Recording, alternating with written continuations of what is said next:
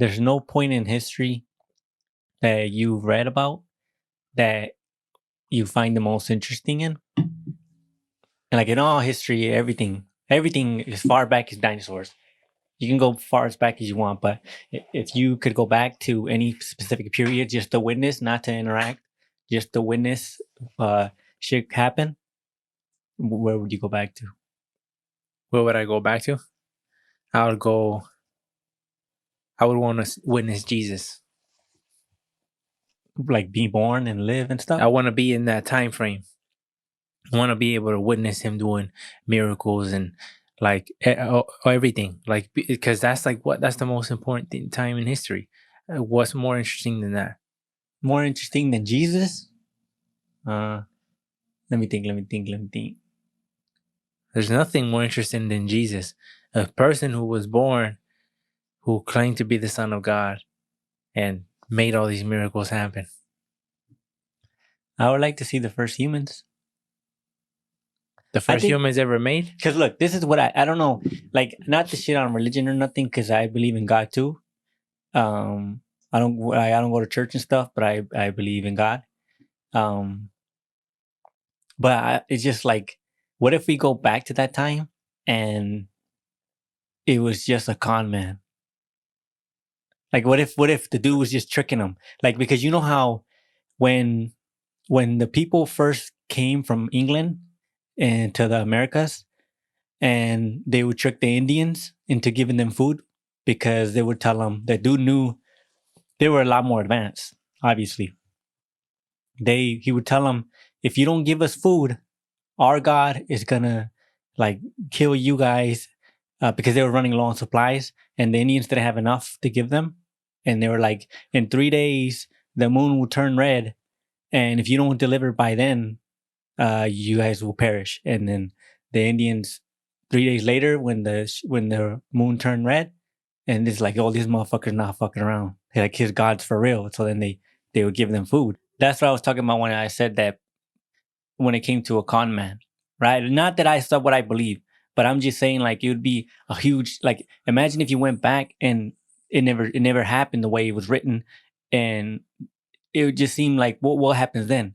What happens to your belief? What happens to all that when you figure out that it was all a trick? Like, what happened? What do you feel then? Yeah, but that's not, I don't think that applies to everybody though, because not everybody's Christian, right? Yeah, and but I'm just saying to you specifically, going back there, and you see it's not really what it was, how it was told.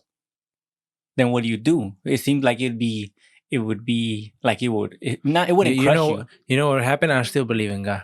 And because I'm not heavy on the Bible, and that's something that I started reading recently, like slowly, because remember I told you we never gave the book a chance. We're just like, it was written by man.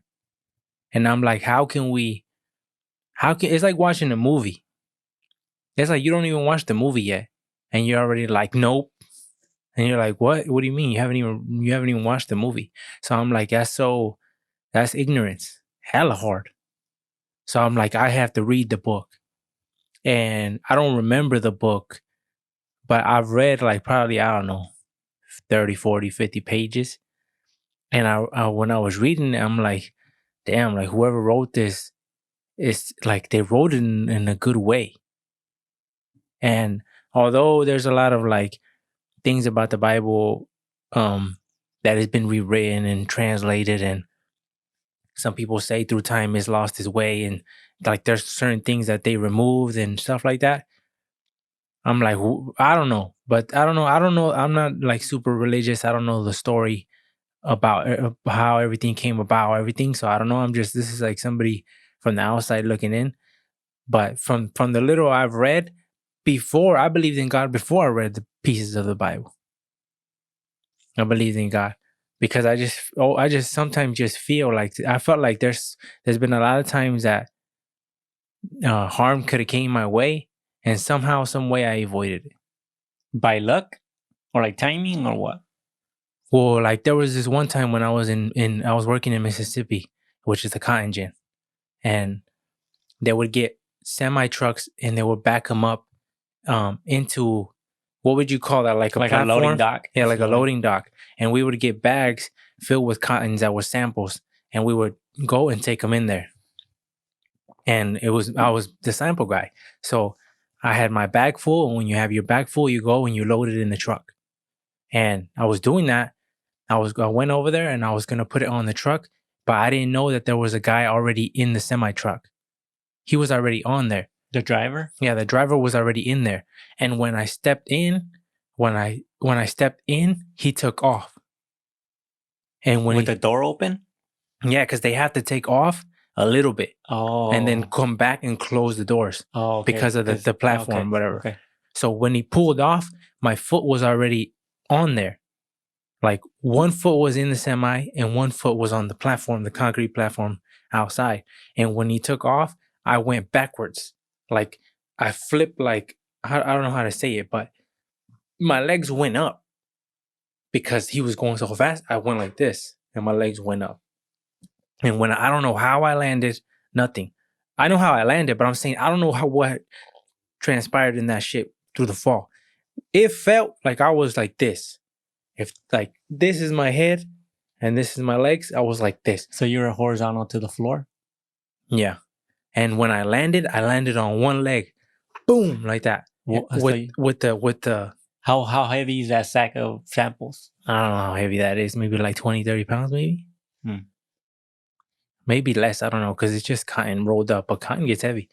But I landed on one foot and boom, and I caught it and I hurt my foot. I hurt my foot, like I couldn't walk good. Like it hurt, but I didn't know. I couldn't explain why. I was falling backwards. And I couldn't explain how I landed on my foot. Now, of course, you can say, I'm not saying that's 100% God, 1000%, but I'm just saying that's one thing out of a couple of situations that has happened to me where I could have got hurt and nothing had happened to me. I walked in and I had told another person who works there who was like super religious. I said, hey, I was taking the sample bag and I was going to put it in the semi truck, and the guy took off and he's like, what's that guy's problem? He don't check. He not paying attention or whatever. And I was like, I don't know. But I told him when he took off, I flipped backwards and I somehow landed on my leg. And I don't know how that happened. And he's a very religious person. So he told me, God's just watching out for you. He said, because you could have killed yourself he said you could have hit your head and you could have died. On the cement. On the cement, yeah, because it's right there. He said, based on what you're telling me, because he's like, if you had flipped up, right? And he said, you could have hit your head on the cement. And then there's like a drop, That drop was like 5 feet, 6 feet. Yeah. So I would have hit my head and then fell down. But not only did I land on my foot, I landed on my foot like, I don't even know how close. I was far away from the thing, from the concrete platform. And I'm assuming that's because when he took off, I went with the semi for a little bit. And then somehow I went back. But I don't know, when my legs are forward, right? I don't know how I landed back straight. On one foot, though. Like one foot, there was my left foot. You didn't fall, though? You landed on your foot? No, I landed on my foot in a messed up position. Like, and I messed up my foot and it hurt for like, I don't know, 3-4 days. And I could walk and everything, but it was like, I don't know what you'd call that. Sprain? I don't know. I don't know if it was a sprain or not, but that was one of the things that I was like, that made me believe like somebody's watching out for me. And I feel like there's so many things, like how we came over here from Stockton. And if we would have stayed in Stockton, who knows where we'd have ended up. Now, of course, there's going to be an argument for everything, right? How do you know it's God? I can't sit here and tell a stranger 100% this was God, but I can have my beliefs. And I believe that there's something bigger than us. And I'll be like, he's watching over me or something. I feel like when it's your time to go, you're going to go. But back to the thing that you were saying, my belief was never fully based on the Bible. It was just based in God. I just acknowledged there was a God. It's almost like I knew something was there, but I didn't know exactly who it was. And then when I started reading into like Jesus a little bit, and then I started going into the Bible, it was like, damn, like this is crazy, right? And I remember people telling me that about the book in the book, and I would always tell them the same thing, like the book was written by man. And that's almost like what everybody says, and it stops the argument. It stops right there. But my thing, I never try to force anybody into anything. Like, believe what you want to believe. And one thing that I realize when it comes to religion that I've seen a lot, it seems like a lot of people follow God out of fear. Out of fear of going to hell? Yeah. And I feel like, and this is coming from somebody who's not religious, who doesn't know shit about religion. So I'm not trying to, like, I don't know, piss some people off who are super religious, and maybe I'm wrong. But to me, it just seems like you shouldn't fear God. I don't fear God. Because it just seems like you shouldn't follow his way based on fear. You should follow his way because it's the right way to live. That makes more sense to me. But every time I hear people talk to me about religion, it's like, you're gonna go to hell because you don't follow this, whatever, you're gonna go to hell. They're almost like trying to instill fear in you to change your ways. And fear is always a good tactic on earth, right? Because if 10 people come over here, if one person says, hey, give me your shirt, give me your shoes, you're like, fuck out of here. But if 15 motherfuckers with guns pull up, give me your shirt, give me your shoes, I'm getting naked. So that's what I'm saying. So a lot of people get naked. So that just shows you that fear will force you into anything. And I just don't feel that it should be forced. I just feel like it feels like God is so good, you shouldn't have to instill fear, even though that may be the reality of, yeah, if you choose to live a certain way, that you're going to be punished for it in hell, right? But there's a lot of arguments with that, because there's a lot of people who can't follow the book for whatever reasons, never heard of the book, can't read, can't hear, can't read, can't see. And they're just dealt a bad card. And I'm pretty sure if you talk to somebody super religious, maybe they have an answer for all those questions. But I just feel like, coming from somebody who doesn't know religion, because maybe I'm talking like I know religion, but coming from somebody who doesn't know religion, I just feel like you should give it a go before you criticize something. Just like I would say, go watch the movie before you criticize it. If I tell you, hey, a new movie came out, it's super good, and you just right away like, nah, I'm not going to watch it and everything. And the movies that we watch are fake. And although wouldn't you want to read what thousands or millions of people believe in? Isn't that enough curiosity to read? I'm not saying believe, just to read. What's the fuss about, huh? That's what I feel about religion. Mainly about, like, you shouldn't follow God out of fear. But then again, I don't know. I don't know anything about religion, but I don't follow God out of fear. I feel like if I die where he feels I need to go, I'm okay with it. I always felt, you know how whenever it seems like whenever people in general are doing bad or in a rough spot, and they'll pray and ask for God. And I would always think, like, I've heard people tell me this and say out openly that it seems like God only gets talked to when he's needed, right? Not just because it's like he deserves it. Like, if people say you should at least give God a Sunday, right? Give him an hour on Sunday, because a lot of people don't.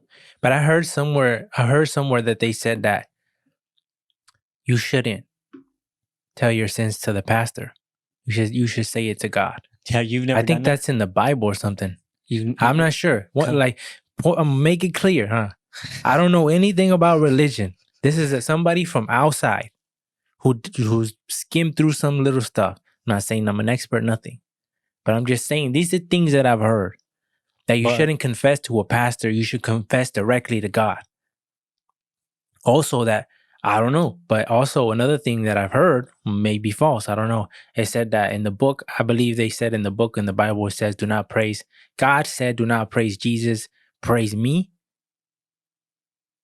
And Jesus himself, I believe, said that. I don't know, but this is just things that I've heard. We both done first communion, right? Yeah. Because I remember my dad dropping us off when we'd go to the school, like it was a Saturday or Sunday school, whatever it was I called. think it was like Sundays. And we were there for a few hours, and then he'd pick us up like 11 or 12, drop us off in the morning, pick us up at 11 or 12, and I just remember memorizing like Our Father who art in heaven. I remember memorizing that and Hail Mary and all that. But I remember when my first time ever, where I guess you're not supposed to confess. Like, I don't know shit either, but from my memory, I remember them telling me you're not supposed to confess until you have graduated. I'm not sure if it was your first communion or confession or whatever it was called. But I remember I had finished whatever requirements were needed in order to do so. And the first thing I'm not sure if it was my parents or somebody told me this Sunday, you're going to go confess. And I'm like, okay. They just told me I had to do it. So I'm like, okay, I got to do it. And you go into this little room and it's just a room and there's a little small windows with holes in it and with a little knee thing where you sit on or knee on. And then the guy says something like, something, my son, oh, what can I, something, I don't fucking know. But I told him, like, he said, confess your sins to me or something like that. And I told him just basic stuff like, oh, I fight with my brothers and sisters. I think I was like 11 or 12 years old. He like fight with my siblings, and I talk back to my parents and I don't listen. And he's like, okay, you're going to go and give me 10 Our Fathers and 10 Hail Marys, and God be with you, or something like that. Something simple. They just make you pray and stuff? Yeah, and I just went back and I did it, what he told me to do. But now that I look back to it, I think, like, again, I haven't been to church. I haven't done anything religious. But in my opinion, it just seems weird to go talk to a dude and tell him, hey, because at the end of the day, he's just another human. People say that there are rankings, right? There's rankings. They just say like he has a stronger bond with God. But when I remember confessing too. I think it was like once or twice, and it was outside. In I think it was our niece's baptism. Remember when we were over there in the fields? Oh yeah. And the priest came, and we confessed to him. And I remember I told him, like, because I didn't know what to tell him. And I remember telling my mom, like, what do I tell him? And she's like, tell him how the bad things you've done. And then I don't remember what I told him. I don't know if I told him like I say bad words and stuff like that. I think he's told me that I was a bad person or I have to do something. And then I think he said the same thing about like say like Hail Marys or something like that. And then from that experience that I remember, I was like, yeah, I'm not doing that again. Because I don't remember exactly what he said, but I just remember him not making me feel any better. Like he just seemed like he was being super judgmental. And so from that, I was just like, if I'm gonna talk to anybody about my sins, it's gonna be directly to God in my room. And whether that's the right way or wrong way, that's just how I am. And then also with experiences of being in the church, remember we would go to church when we were younger, we would go to church every Sunday. And another thing that made me lose a little bit faith in the church was they come around and they collect money in baskets, right? And they come and you give what you can. And they had a whole pile of money. And I seen one of the guys, the guy with the money was walking and another guy approached him. and that guy grabbed some money and he put it in his pocket, in like his what is this called? Shirt pocket. This is called the shirt pocket, whatever this is called right here. And grabbed some money and he put it in there. And I'm like, oh yeah, this is like corrupt. Like this is not legit here. People are taking money. And then as I got older, hearing stories about the bad shit that the pastors do and stuff like that.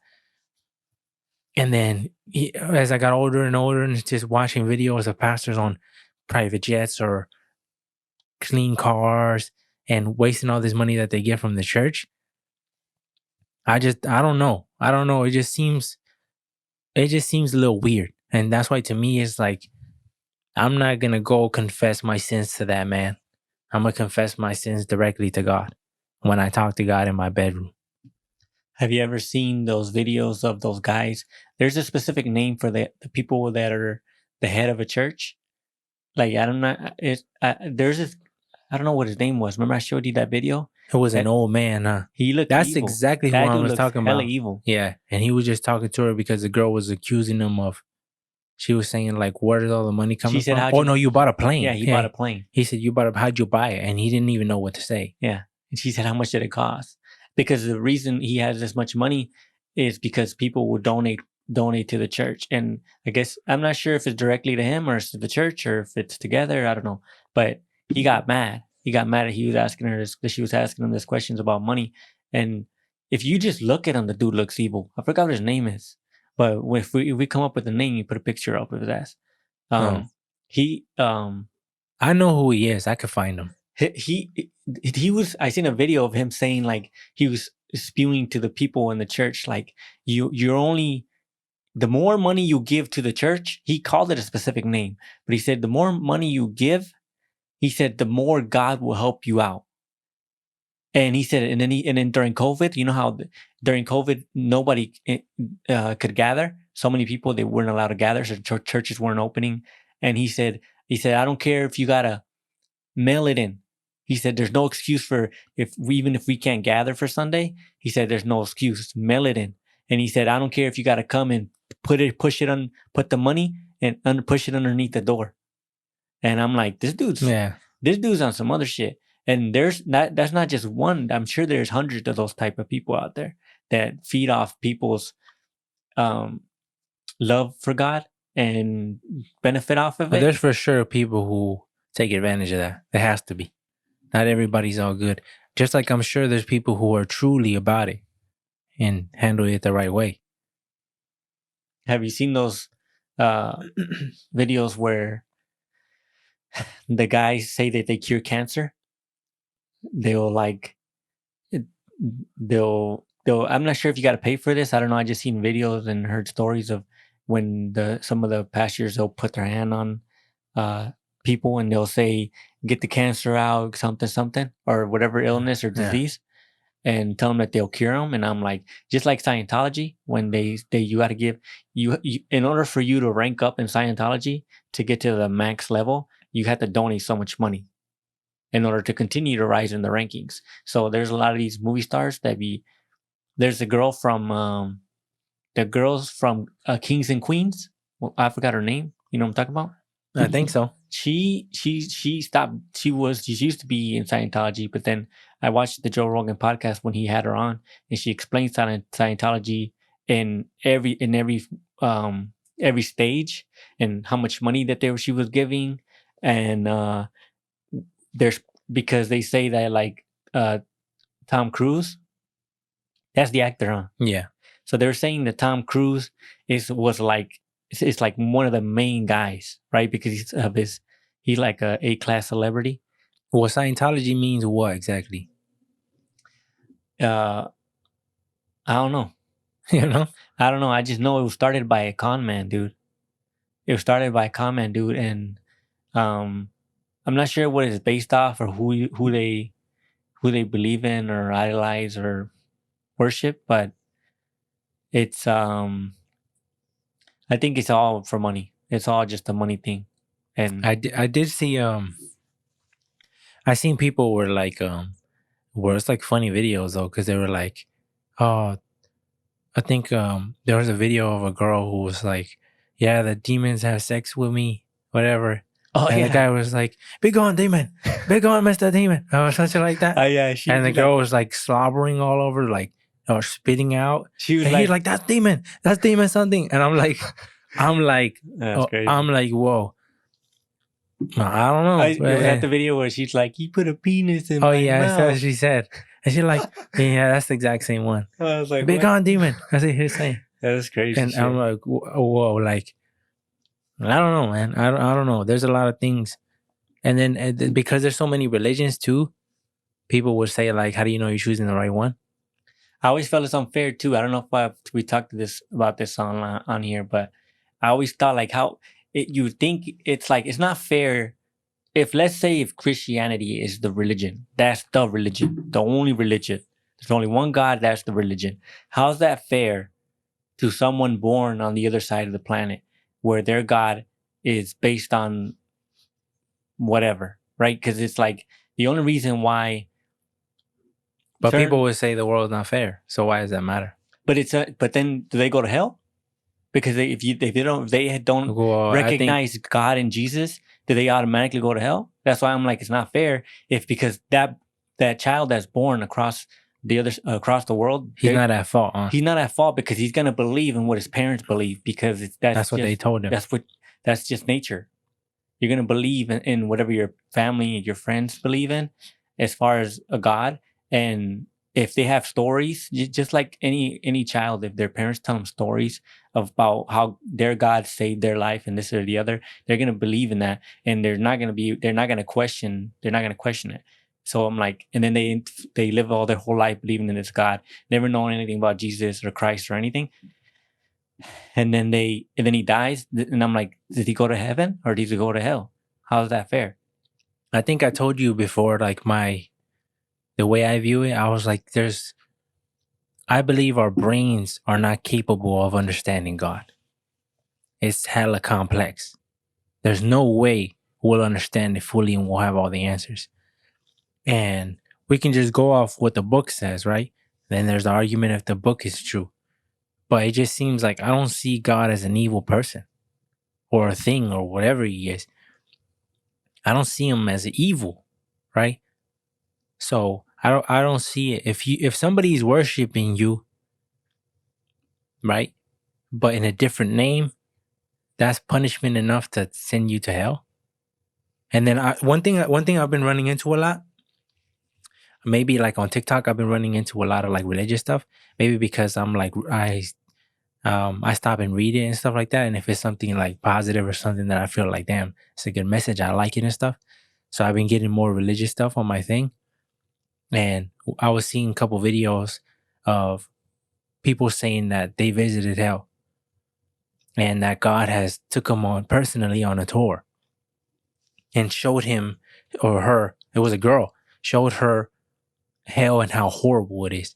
And she said that everybody was skeletons and everybody was screaming in pain, and that there was this one pastor. She said there was this one pastor who he's like, let me show you a person who like was used to follow me, but then like changed his ways, whatever. And it was a pastor and he was screaming and he was like in a coffin or something, she said. And he was just getting, I think, stabbed or crushed repeatedly. And that he seen God and he was asking him, forgive me, whatever. And she said, once you're in hell, there's no way out. But I've heard stories of people being let out. I don't know if that's true, but she was saying there's no way out. She said, you see him? She said that God told her this. You see him? He used to follow me. And then he slowly started changing his ways and doing wrong things and following sin and following the devil. He said, I sent my angels to him and told him to correct himself and to stop doing these things. And that he said that he was just, he kept sinning on himself, and that this is why this happened to him. Because he changed his ways, and now God's like, I sent him a warning, and he ignored my warning, and that's why he's here. How'd she like in a dream? Is she talking about she's I didn't when the clip started, it didn't show. Like I've heard other things of like people saying that somebody who's close to death who's had these experiences about God. But people say that when you're close to death, they explained it like those that you see the light and stuff like that. Science has explained like why you may be seeing that or as you're dying. But I don't know. That's up to like whatever. But there's certain stories that are more believable than others. But then again, it just goes back to like trying to put fear in you. And I feel like if I want you to follow something, I'm not gonna say, hey, follow it, because if you don't, this is gonna happen to you. It just seems like it's not the right way. And I don't know how the Bible says to spread the word. It's got to be something with joy or happiness, because a lot of people say they were lost before they found religion, right? And then religion got them on the right path. Their life became a lot more bright, because of religion. And I'm like, that when you're telling me this, that's what I think of. It's like religion should be followed because it's like a happy path. It's more joy than there should be fear. I think that when people think of it as fear, they're just thinking it as like trying to survive because they don't want to go to hell. So it's like I want to believe. I'll just like a safety net. I'll believe just in case. It's for real. Yeah, and I think I've seen a video too of somebody saying that we were born sinners, and that's why they have to teach you to be good, because you're naturally gonna sin, and nobody is not a sinner. And he said, don't. And I think I forgot the guy's name, but he said that he told the pastor, but I've done bad things in my life. I've done bad things. And he said, like, we all done bad things. And he said, but the good thing is that somebody already paid the fine for your sins. And he said, that's Jesus. Doesn't matter what you did. Like, that's all already been paid for. That's why Jesus came here and suffered for everybody. So your sins can be cleansed as long as you follow Jesus and I guess believe in him. But then again, he said like, yeah, but I'm going to sin again. And he's like, I know you are. He's like, I know you're going to sin again. But he explained it, and it made me open my eyes. Like, this is the first time that I seen somebody talk about God, and it wasn't like out of fear. It was almost like out of love. And that was more opening and welcoming to me to hear than just to follow somebody out of fear. Because every time I hear somebody say something about God, especially when it's these videos of like hell in the comment section or whatever, it's always like, please forgive me, Lord, this or this, I'm your servant, something like that. Like, how like, I'm scared, please have mercy on me. And I'm like, I don't know, but that doesn't sound like, you say that to a gangster, huh? A fucking menace, the fucking crew. When he has you with a pistol in your face, and he just shot your wife, or he just shot your wife, and he's gonna shoot you, and you're like, have mercy on my son, like kill me, but have mercy on him. That's how you talk, huh? You talk to gangsters that way, and evil motherfuckers. And I just don't see it like God is that horrible person. I don't feel like that. To me, God's always like the good. And that's why God, to me, the image is always good and never bad. But I've always said this too. If God judges me and he says I got to go to hell for my life, for what I've done, then I'll go. Because like I just want a conversation with him, right? I just want a conversation with him and talk to him and learn if I'm allowed that. But if God looks at me, because I feel like I'm a good person, but then again, people say you're judging yourself that you're a good person. But if you go down the list of commandments or the 10 commandments, you probably broke a bunch of them, which is true. So that technically that doesn't make you a good person based on the book. But that's why I said, like, if whatever God decides with me and my fate, I'm okay with. But it's crazy down here how powerful it is, right? Because it says you shouldn't kill, right? And I'm like, a lot of people, including myself, would kill to protect their family. And I've thought about when it comes to like honing guns and home defense, I've thought about like I'm willing to kill somebody if they come in here and try to kill any of us, or they pose a serious threat. I'm willing to kill somebody and willing to go to hell for it. And if God punishes me for that, then that would be what it is. And it would be like, but and it just seems like people will say this life is temporary to eternity. And it makes sense, right? But it seems like we can't get over that. It seems we can't get over when somebody wronged us. It's like, it doesn't matter. How like, it seems when it's here, even though it's because we don't view it like that. It's so hard to view it like that. That's because you view your life in the now. Nah, fuck the future. It's about the now. So when you don't even think about religion, huh? Because when it's like somebody's trying to kill you, you're not thinking about like, I'm going to go to hell if I hurt him. You're just going to react just instinctively. And I always thought too, like God gave us brains. So I know he knows that we're going to question him. But I'd be like, man, you shouldn't be questioning him because he's going to get mad. He's going to find out that you're over here guessing like maybe there's not a God. And then think about everything can be explained with science. Yeah. And I'm like, I shouldn't be thinking this way. I felt sinful to be thinking this way. But I'm like, he gave us this brain to think. But then also, like, I don't give my thoughts power. So when I think about some crazy shit, I'm like, whatever. It don't matter. I let it slide. Even though, because my thoughts is on a fucking nonstop. Think about shit all the time. And a lot negative and some positive, right? I just ignore that shit. If it's sometimes like I used to dwell on my thoughts. I used to something we're thinking. I'm like, how the fuck can I think that? Like that's not me. Why would I be thinking that shit? I would never do that. And yeah, what the fuck am I thinking about? And it's almost like a constant fight with myself. But it seems like that's not you, huh? It's like that voice. That's what they said. Or those thoughts are not yours. That person said they're originating from like an evil place. Yeah, that's somewhere. What that person said, that your thoughts are evil. He said your thoughts. I think his name was Johnny Chang or Johnny Ching. If I'm sorry if I'm getting that mistaken, but he's the one that said that your thoughts are evil. He said so you can't trust your thoughts. He said so you can only be trusting God's word, not in your thoughts. Don't make your own decisions of what's good and what's bad based on your thoughts, because your thoughts are evil. They're not good. You always rely back on the word of God to make your judgments on good and bad.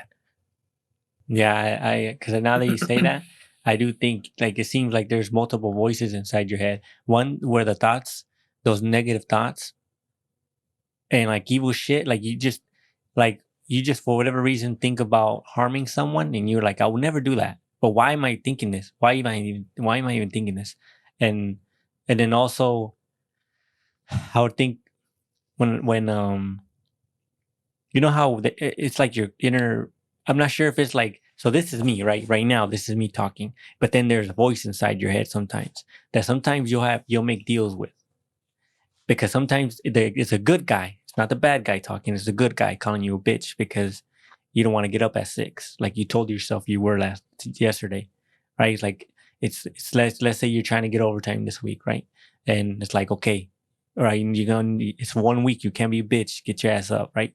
And that's what you tell yourself. That's what the inside of me is telling myself, and my ass is like hella cozy, hella warm. You don't want to go. I'm like, nah, fuck that, 10 more minutes.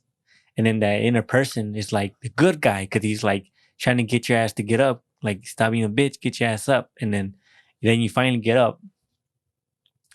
That's a different person than where those thoughts, those evil thoughts come from. That's a whole different person. And it seems like, I think that most people are constantly in a war with themselves. And that's why in my song, I said this to you. I said, I realize now that my mind all this time was really my enemy. Because once I shut this fucker off, I'm like, you don't mean shit. At times, and I'm not perfect, sometimes it gets to me again. But I try to ignore all that shit. All the negative shit, the self-doubt that the motherfucker tells at me, I just like, shut the fuck up, like whatever. Because that shit will hit you hard. And people start to believe that you are your thoughts. And when you think that you are your thoughts, that's when you fall into like depression and shit. And you fall into worse, and you get even start having these suicidal thoughts and shit. Because you're thinking all this shit and you're just dwelling on those thoughts over and over and over again. And you just get trapped in that shit. But that's why you gotta ignore your thoughts. You always say like your thoughts don't mean shit. Ignore that shit, especially if it's hella negative. Ignore that shit. Yeah, I never thought about it that way until you remember I heard you say it. And then I'm like, oh, that makes sense because that's not me. I'm not sure where the hell these things are coming from, but it's not me. So then, yeah, I don't give much weight, but I do when it comes to God thinking or like reading my head because I know He can. I'm like, I used to think like, oh, He's gonna get mad that I question Him, and or like I can't be half in, half out. That's why whenever I pray, I never pray for me. So I feel like He can't get mad at me because I'm not asking nothing from Him. He's gonna give me whatever He thinks I deserve, and I'm good with it. But when I talk to Him, I only ask for others, never ask for myself because I feel like I don't deserve it. I'm like you would think if I deserved it, I would be going to church, dedicating my time to Him, doing all this and the other. And because I don't do that, I feel like it's wrong to ask Him for anything. So you're going based off what the book says, or just on what happens to the other people do, right? Yeah. Because I pray for me. I pray for the family, and I pray for me, and even the people around me. When I do pray, I don't pray all the time, but when I do, I do. And I feel it in the way I view it. It's just like, if we view God as a father, right? And I put myself, and then we're justifying this shit, so we can be wrong. I can be wrong. But if I view God as a father, and just say I'm the father, right? And I have a son, and my son ignores me most of the time, right?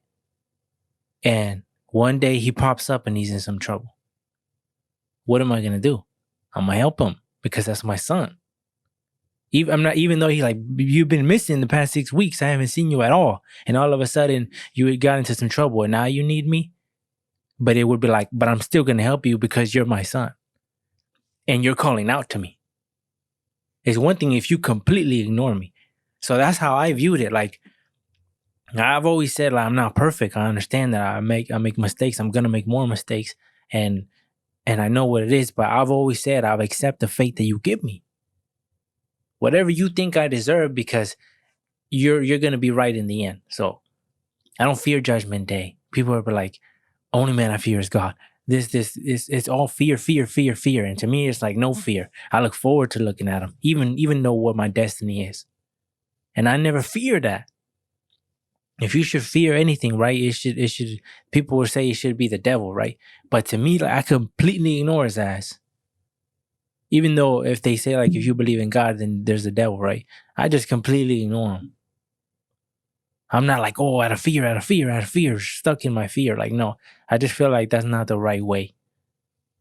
I just say what I gotta say, and then I've said it. Like, yeah, I may not come to you all the time, and I may come for you for help sometimes, and I may not deserve it, but who else do I go to?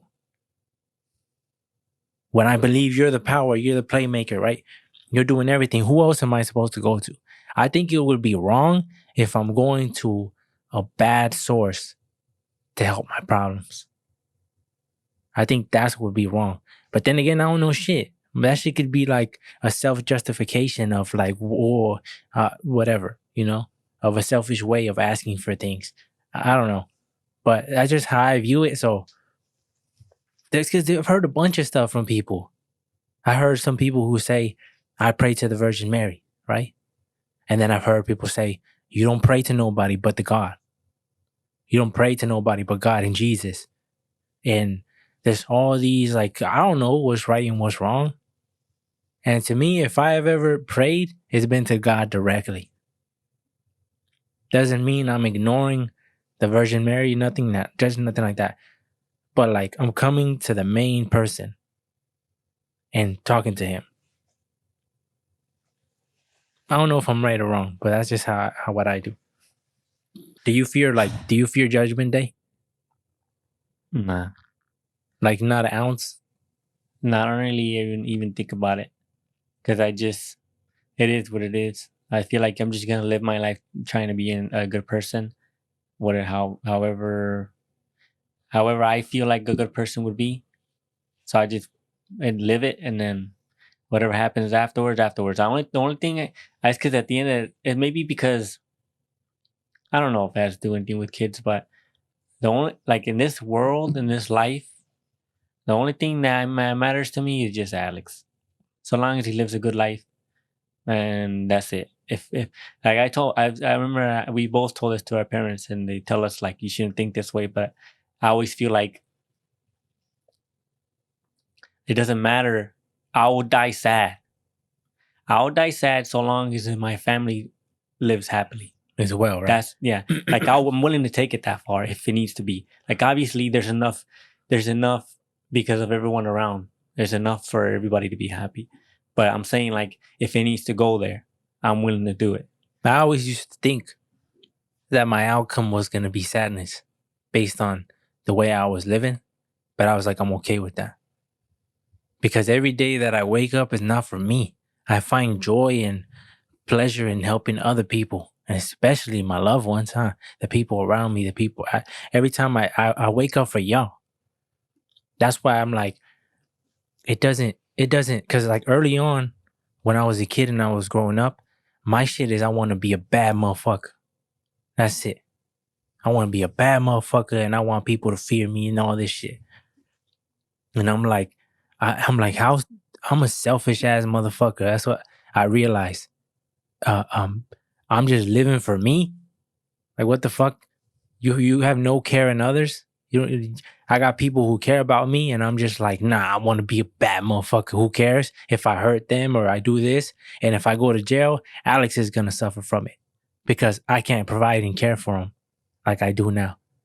And that's what I realized. I told myself, like, you a selfish ass motherfucker. And I changed everything because I was like, fuck that. Doesn't make any sense. That shit ain't gonna give me anything anyways.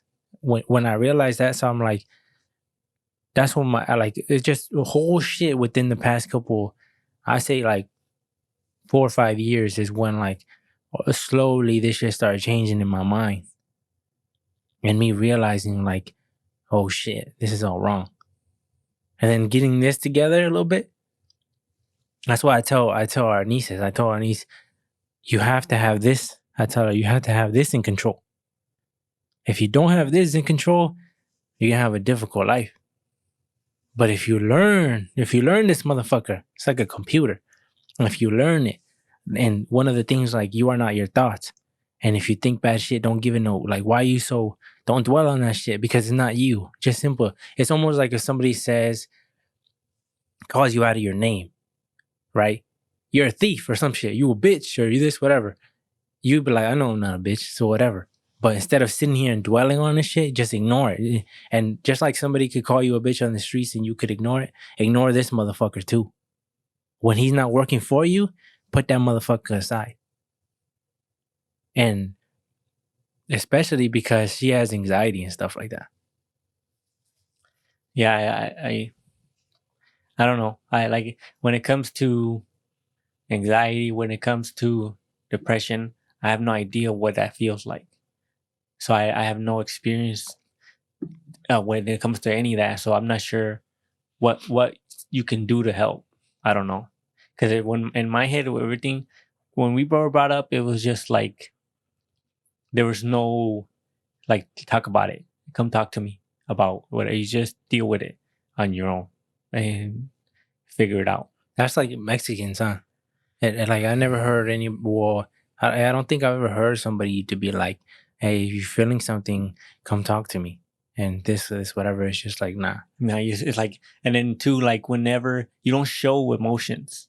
It's because like, when you're born into a family like that, everybody's tough, huh? Everybody's tough, and not tough as like gangster, just tough as especially the men. When you look at a man, I mean, in the family, like your uncle, he's a tough motherfucker. Like you don't see him crying. You don't see him all this.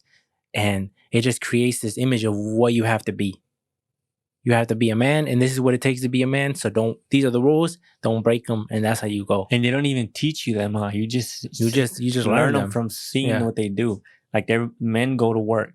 And if you break them, you're criticized for it. Yeah, men are not soft. Men get up to go to work. They don't complain, and the tough shit, they get through it. Like they're the shield for all the bullshit in life. Yeah, they're the shield, and they never break. But I think also though, there's a lot of good shit that comes from that, from those rules, whatever. But I think you have to go on your own journey and learn yourself, right? Because like I remember when I was like looking heavy into like crazy shit in the world, and I would see cartel shit, and I went heavy on that, and then just on things that they do and shit like that, and how the horrible shit that they do and the horrible shit that happens across the whole world. People who are cannibals and stuff like that. I was watching that today too. There was this dude who in Liberia, it's in West Africa, and I think they called him the butt naked general. The butt naked general? They called him the butt naked general. In like a specific weird language or something? No, it's in English. They speak English. Oh. And he's like they call him the butt naked general. And the reason why, he said back then, if you look it up, it's called like the Liberian warlords. And back then when they went to war, he said that what they would do, he said he would sit on a chair, and he said the elder people would bring him an innocent child, and before they went to war, they would bring him an innocent child. He said we would take that child and we would cut his back open, and then we would pull out his heart while he's alive. What the? This isn't like kill him and take his heart. No, while he's alive, they would take his heart out and they would cut it in pieces. And the soldiers were kids. Like I don't know what specifically age, but they were boys, probably like teens or like early on, like 10, 11, 13, something along those ages. And they would cut their heart up and they would feed it to them. They would feed it to them, and then they would get the blood of the innocent child and they would drink it. And they asked him, like, why would you do that? Why would you do that, right? And he's like, it's believed that if you did that, it would, and you were naked, completely naked, it would make you like invincible to bullets. Like the bullets can't get you. And you had to be fully naked. And that's why his people were known, like, because they were always naked, especially him. And they're like, yeah, we seen him because he's the butt naked general. And that's what they would do. And I'm like, crazy stuff that they would do, and they would eat humans. So I would just see crazy shit like that. And then it would just put me in like a negative state of mind. And I would just see the like, my perspective would be negative, and I would lose faith in humanity and people. I'm like, fuck, like this shit's going on. And then like that shit made me sad. It made me sad in the back of my mind, because it's almost like there was no faith or nothing like that. And when I learned to look at the good shit, to understand that, yeah, there's bad shit, but look at the good shit too. Don't just ignore the good shit. There's hella good shit that happens in this world too. When I learned to do that is when my whole shit changed. That was one of the pieces of the puzzle that I figured out. And when I put all this shit together, I wake up hella happy. I'm hella happy. And I feel like a lot of people need to find the way to fight through that shit. And like I said, learn this motherfucker. And when you do that, you can't be. I told you one time, I refuse to let life bully me. Fuck that. That's why I said, like, I know as we get older, life's gonna get harder. Specifically because we're gonna be raising Alex. When my mom and my dad's not here, we're gonna be raising Alex. And I know life is gonna get tough like a motherfucker. But it's almost like, that's why I said I won't let life bully me, like scare me or whatever. Bring it, bitch. Like whatever, what you got, like that. Because there's no, I'm gonna be me to the end of this shit. How hard it is, it doesn't matter. It is what it is. And I'm gonna go to this shit to the end. Thank you for listening to the AB podcast. You can follow us in the links below. All our social medias are linked there. If you want to buy some merch, the merch that we're usually wearing in the podcast, you can buy it as well. The link will be below.